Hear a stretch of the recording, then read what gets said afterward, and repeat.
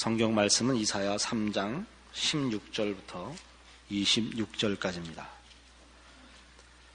이사야 3장 16절부터 26절까지입니다.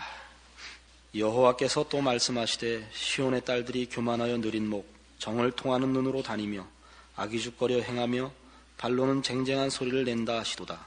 그러므로 주께서 시온의 딸들의 정수리에 딱지가 생기게 하시며 여호와께서 그들의 하체로 드러나게 하시리라. 주께서 그날에 그들의 장식한 발목 고리와 머리의 망사와 반달 장식과 귀고리와 팔목고리와 면박과 화관과 발목 사슬과 띠와 향압과 호신부와 지환과 코고리와 예복과 겉옷과 목도리와 손주머니와 손거울과 세마포 옷과 머리 수건과 너울을 제하시리니 그때에 썩은 냄새가 향을 대신하고 노끈이 띠를 대신하고 대머리가 숱한 머리털을 대신하고 굵은 베옷이 화려한 옷을 대신하고 자자한 흔적이 고운 얼굴을 대신할 것이며 너희 장정은 칼에 너희 용사는 전란에 망할 것이며 그 성문은 슬퍼하며 곡할 것이요 시온은 황무하여 땅에 앉으리라. 우리는 이 이사야 3장에서 하나님을 외면하고 하나님을 떠난 자들의 자초한 심판을 지적받고 있습니다. 지난주에 우리가 이사야 3장 앞부분에서 하나님을 외면한 것이 자초하게 되는 그 심판의 내용들로서 생명에서 떠나 있고 진리에서 떠나 있어서 기준과 기반을 잃어버린 무질서와 난맥상들을 보았습니다. 질서를 세울 수가 없고 권위를 세울 수 없으며 그 근거와 기반을 잃어버린 사람들의 모든 삶의 영역에 나타나는 무질서와 혼란을 우리는 보았습니다. 오늘은 마찬가지로 하나님의 생명에서 떠난 자들의 그 생명에서 떠났기 때문에 드러나는 황폐함을 그 심판으로 지적받고 있습니다. 생명과 진리와 의미와 가치와 복의 근원이신 하나님으로부터 분리되면 사람은 썩을 수밖에 없다. 썩으면 사람은 헛된 것을 찾으며 헛된 것으로 치장할 수밖에 없다. 이것이 오늘의 내용입니다. 성경적 표현으로 이런 성적 문란은 하나님께만 바쳐야 되는 신앙의 정절을 이제 하나님 외에 다른 것에 그 소원을 가지며 욕심을 내는 것을 묘사할 때 이렇게 성적인 문란함으로 묘사하고 있습니다. 그래서 여기 오늘 우리 본문에서 보는 성적 문란의 이 묘사들은 다 당시 시온의 딸들로 지칭된 유다인들이 하나님을 외면하고 하나님으로부터만 나오는 모든 복들을 외면하고 세상의 것을 찾아서 그 신앙의 정절을 놓친 것을 묘사하는 것이요, 동시에 생명과 진리로부터 단절된 자가 가지는 가식, 허영, 생명 없는 허망함들을 묘사하고 있는 이중적인 뜻을 내포하고 있습니다. 그것이 24절에 그때 썩은 냄새가 향을 대신하고 노끈이 띠를 대신하고 대머리가 숱한 머리털을 대신하고 굵은 베옷이 화려한 옷을 대신하고 자잔 흔적이 고운 얼굴을 대신할 것이라는 표현에 아주 분명하게 묘사되어 있습니다. 저들이 구한 영광과 행복이 실상은 다 썩은 것에 불과하다. 왜냐하면 생명 되신 하나님으로부터 떠나 있기 때문에 자초된 필연적인 결과라, 이렇게 지적받고 있는 것입니다. 시편 1편으로 가보십시다. 이런 식의 내용을 시편 1편에서 아주 잘 묘사하고 있습니다. 시편 1편, 복 있는 사람은 악인의 꾀를 쫓지 아니하며 죄인의 길에 서지 아니하며 오만한 자의 자리에 앉지 아니하고 오직 여호와의 율법을 즐거워하여 그 율법을 주야로 묵상하는 자로다. 복 있는 사람은 여호와의 율법을 즐거워하고 그 율법을 묵상하는 자입니다. 이게 무슨 뜻이냐 하면 하나님께 붙어 있고 하나님으로부터 나오는 진리와 생명을 즐거워하며 그것으로 양식을 삼는다 하는 뜻이죠. 그런 사람은 어떤 사람이냐? 3절, 저는 시냇가에 심은 나무가 시절을 쫓아 과실을 맺으며 그 잎사귀가 마르지 아니함 같으니 그 행사가 다 형통하리로다. 시냇가에 심기운 나무, 뿌리를 넉넉한 수원에 두고 있으므로 그 결실이 넉넉할 수밖에 없는 나무에 비교되고 있습니다. 악인은 그렇지 않으며 4절입니다. 오직 바람에 나는 겨와 같도다. 바람에 나는 겨. 여기선 뿌리 없음, 생명을 결실할 수 없음을 지금 대조시키고 있죠. 이 시냇가에 심기운 나무가 결실하는 것은 그가 생명이요 생명의 공급을 받고 있기 때문이다 이것이죠. 그것이 여호와의 율법을 즐거워하며 묵상하는 자로 묘사되고 있습니다. 보통 자연인들이 생각하는 기독교는 많은 구속이 있는 곳이라 이렇게 생각을 합니다. 속박이 있다고 생각을 하죠.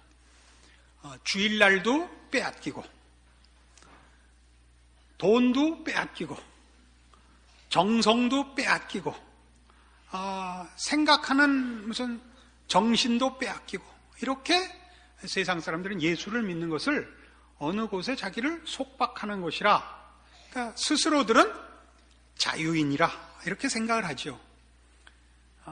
바람에 나는 겨가 자기가 자유롭다고 생각하는 것과 방불합니다. 조금 더 이 바람에 나는 겨를 좀 우리 이해하기 좋게 좀 더 그 내용을 들어가 봅시다. 어려서 연을 날려보신 적 있죠?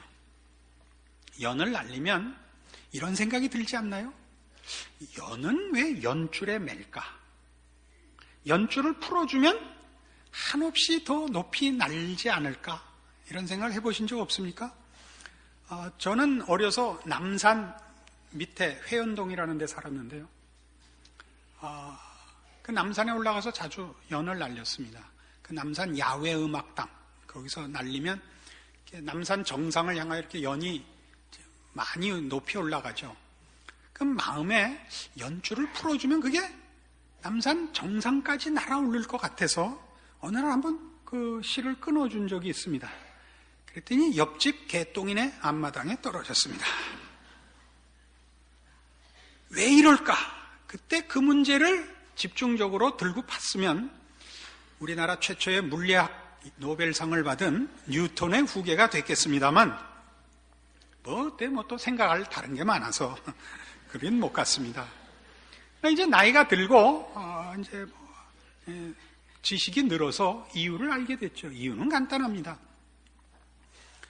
연이 바람을 타고 나르는 건 사실이지만 그 하늘이라고 해서 모든 곳에 바람이 이는 것은 아닙니다. 바다에 조류가 있듯이 하늘에도 기류가 있고 그 기류에 연을 띄워야 됩니다. 연이 자꾸 떨어지는 이유는 기류를 타지 못하고 없는 곳에 연을 띄우면 떨어지죠. 양력을 받지 못해서. 그러면 그 양력을 생산해내는 기류에 이 연을 고정시키기 위해서 연줄이 필요합니다. 엿이 됐어요? 엿도 날리면 날라요. 연을 그 자리에 고정시키는 것이 이 연줄이 하는 일입니다.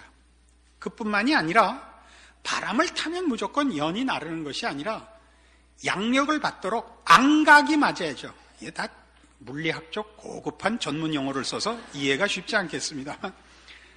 그러니까 기수의 각도가 맞아야 최대한의 양력을 얻고 그 기수를 맞추려면 이 연줄에 붙잡혀 있어야 됩니다. 연줄을 끊으면 그가 필요한 양력을 생산해내는 기류에 정착하지도 못하고 그 자리에 고정되지도 않고 더더욱 바람 앞에 안각을 세우질 못합니다. 그냥 날려가서 바람에 나는 겨와 같이 몇 바퀴를 돌아 옆집에 떨어지게 되어 있습니다.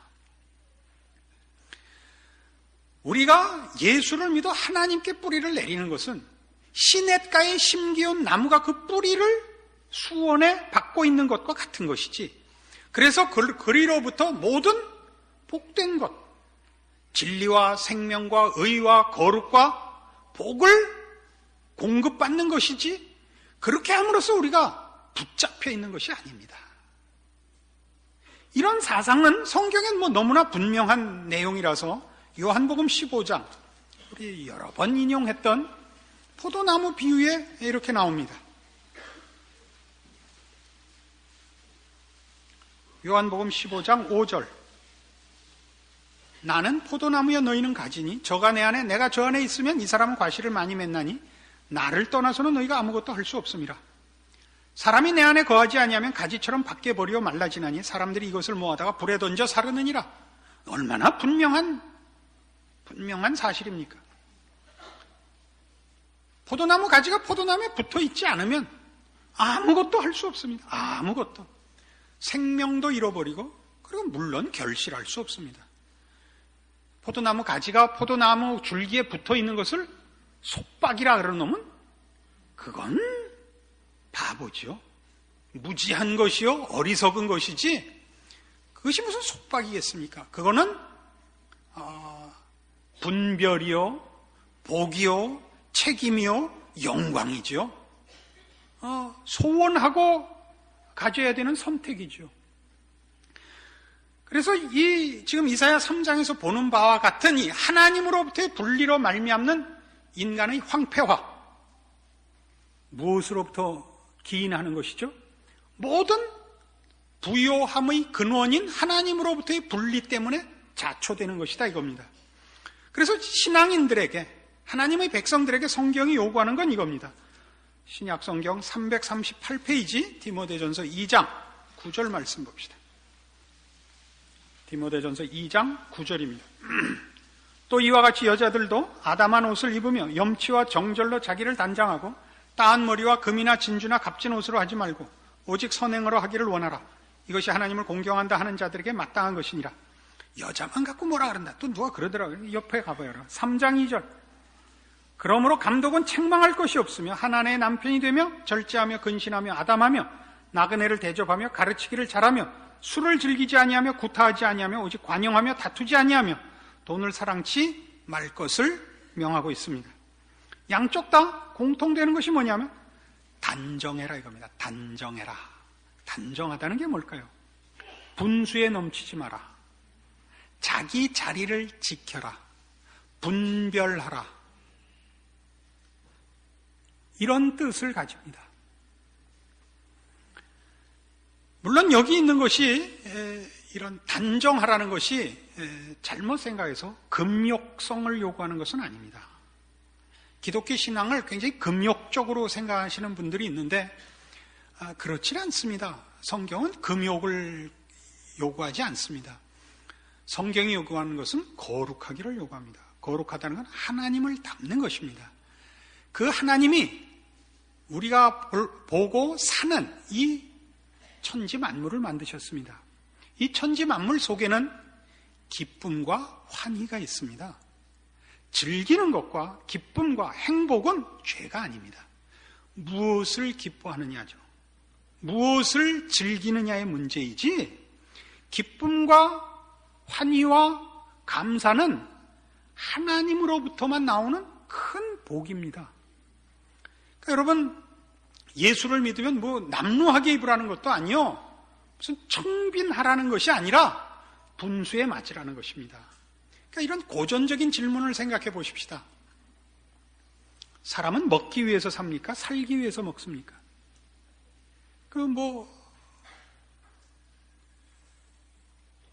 이런 특히 신앙인으로서는 다 살기 위해서 먹는다. 먹는 것을 탐하지 않는다. 이렇게 금욕적인 생각을 아마 당연히 가지실 것입니다. 그러나 따지고 보면 우리가 열심히 사는 건 다 잘 살자는 것이고 행복하자는 목적을 가집니다.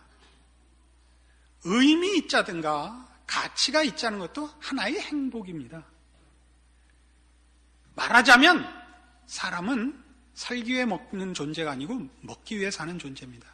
꼭 먹는 것만으로 제한된 먹는 것이 아니라 기쁨과 행복과 보람을 위한 목적을 가지는 인생으로 창조되어 있습니다. 하나님께서 인간을 자기의 형상대로 만드시고 말씀하시고 명하시기를 생육하여 번성하라, 그렇게 명하셨습니다. 인간의 삶은 하나님의 형상으로 지음받은 거룩함과 가치와 보람과 의로움과 복된 것들을 소유하고 누리고 나누고 결실하고 채우고 그렇게 다스리도록 지어져 있습니다. 여러분들이 세상적인 기준에서 볼 때 가진 자에 속하는지 혹은 부족한 자에 속하는지, 사회적 지위가 높은 자리에 있는지 상대적으로 낮은 자리에 있는지 각자 다르겠죠, 형편이. 그러나 하나님께 속한 자는 물질적인 다소나 세상 지위의 고하간에 막론하고 만족이 있습니다. 그것은 마치 해바라기가 꽃이 커야만 이쁜 것이 아닌 것과 같습니다. 채송화도 이쁩니다. 나팔꽃도 이쁘고요.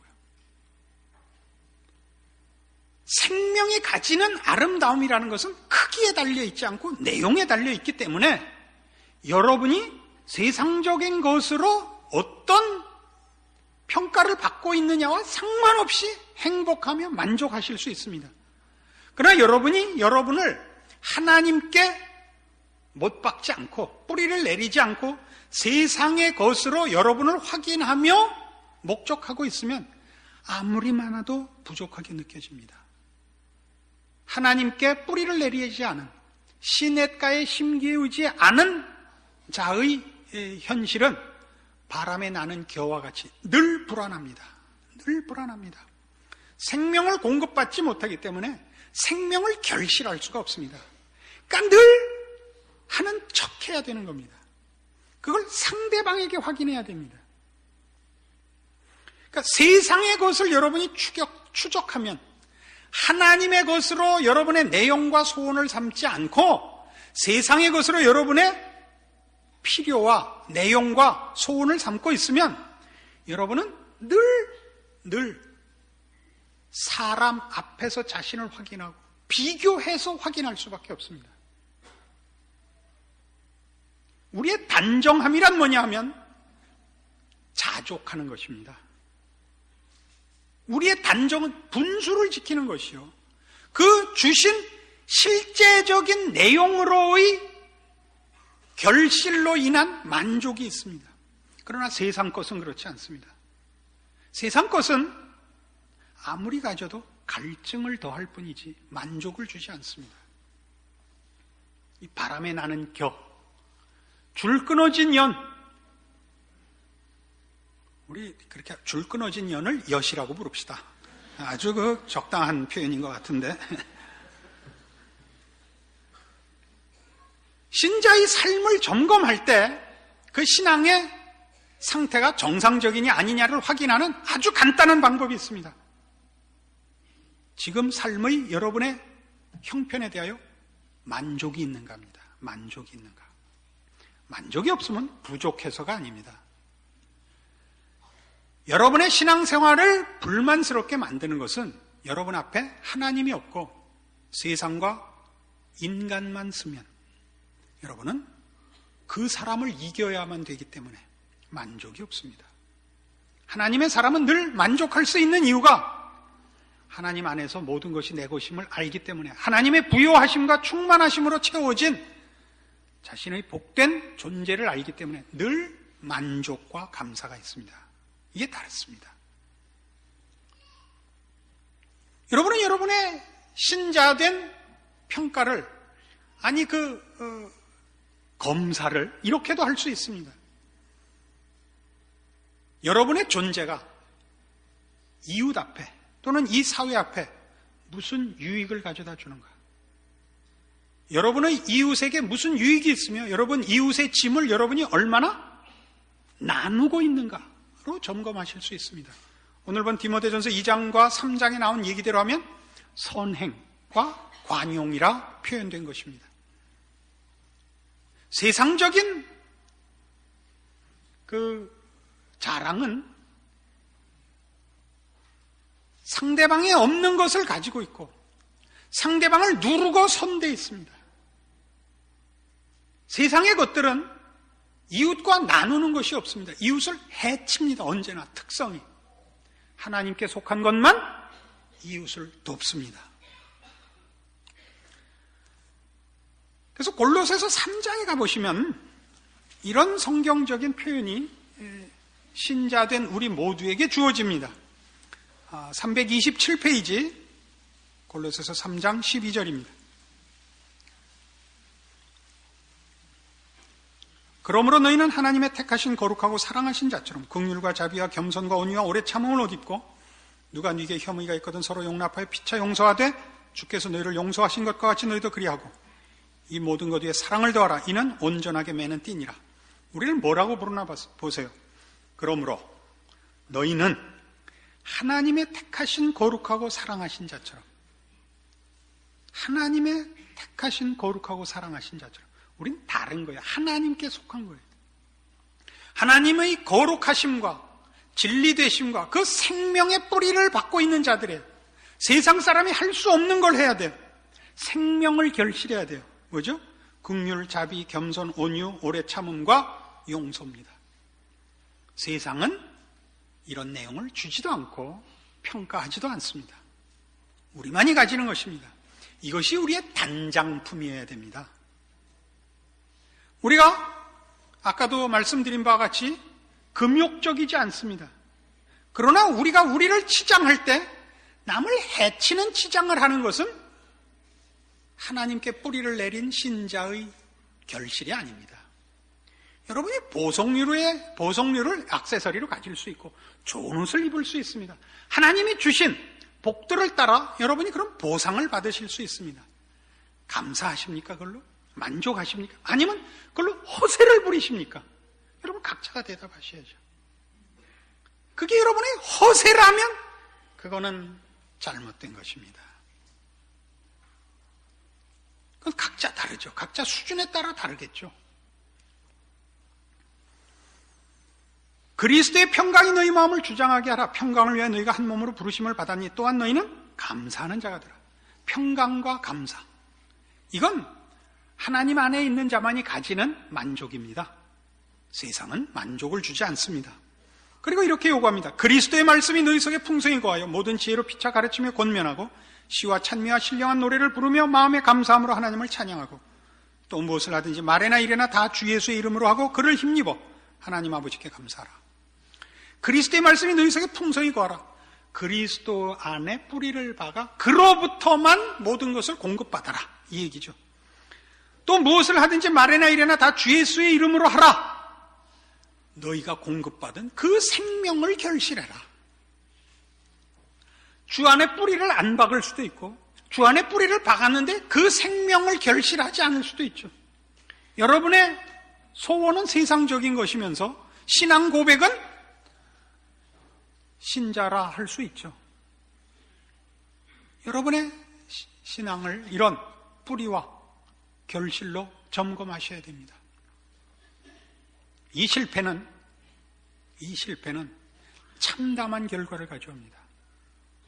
오늘 본 우리 이사야서 3장에서는 이 하나님으로부터 분리되고 하나님을 외면한 그래서 일어난 사회적 혼란과 무질서 그리고 이 모든 정신의 황폐는 결국은 한 나라의 패망으로 간다. 그래서 이사야 3장 오늘 본 25, 26절이 뭔가 보세요. 너희 장정은 칼에 너희 용사는 전란에 망할 것이며 그 성문은 슬퍼하며 곡할 것이요 시온은 황무하여 땅에 앉으리라. 한 나라의 멸망으로 갑니다. 모든 것의 멸망으로 갑니다. 당연하죠. 생명이 없는 것은 다 낡아지고 썩고 소멸되게 마련입니다. 생명만이 자라나는 법이요 존재를 지키는 법이죠. 하나님의 백성이 되었다는 건 얼마나 복된 것인지 모릅니다. 우리가 우리 신앙에 감사를 가지지 못하고 늘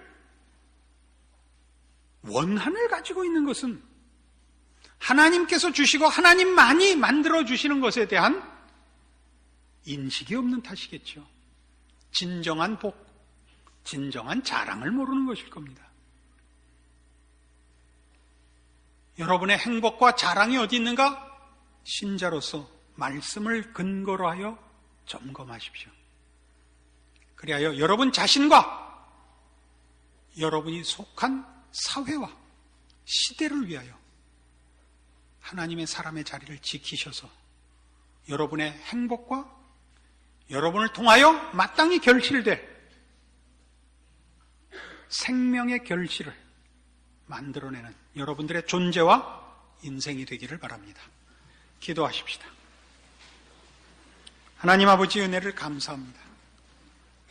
하나님의 자녀로 부름을 받고 하나님께 뿌리를 내리고 우리 하나님으로부터 모든 생명과 의와 진리와 복과 복된 것들을 공급받는 하나님의 자녀가 되었기 때문입니다. 그러나 생각해보면 우리는 세상에 늘 지고 우리의 복과 영광을 놓치고 헛된 것을 찾기 일쑤였지 않았나 돌이켜볼 수밖에 없습니다. 오늘 주께서 말씀하셨고 깨우치셨으니 이제는 말씀 위에 서고 믿음을 지키고 하나님만을 붙잡고 물가에 심기운 나무가 되게 하사 철따라 과실을 맺는 하나님의 영광을 드러내는 백성이 되게 하여 주시옵소서. 예수님 이름으로 기도합니다. 아멘.